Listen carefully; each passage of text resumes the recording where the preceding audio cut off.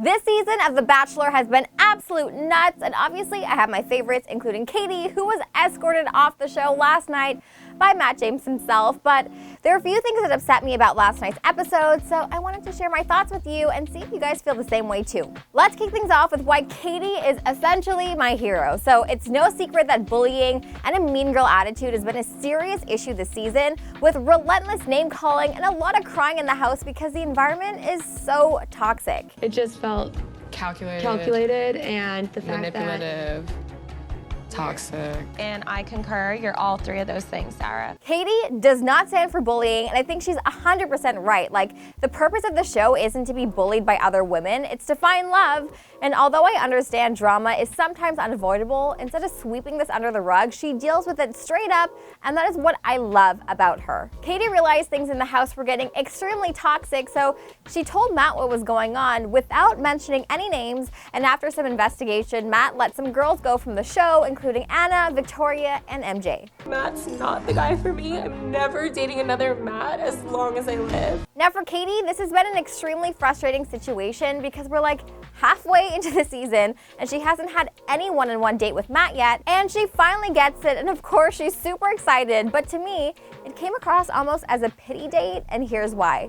Matt says that he knows that Katie is an amazing woman, however, he wants to know how the relationship would be romantically. So his idea for a romantic date is have the two of them go to a spa where they don't get massages together. Instead, they watch Matt's best friend Tyler C get a massage while they're in the masseuse's earpiece, telling her what to do and say. It was a prank date. I'm sorry, how on earth is that a romantic date? To me, that almost set her up for failure because the date was meant to be funny and silly, whereas other women got to be with Matt in a hot tub, or even on this episode, Piper had a carnival to Matt and herself, and they got to do cute things like make out on rides. The next thing that really upset me was at their sit-down dinner. So they're having a great conversation, they're finally getting to open up with each other, and then Matt picks up the rose, and Katie looks so excited. He tells her how amazing she is and what a great time he's had with her, and then this happens. The truth is, my relationship with some of the other women in the house has progressed further along than ours has up into this point.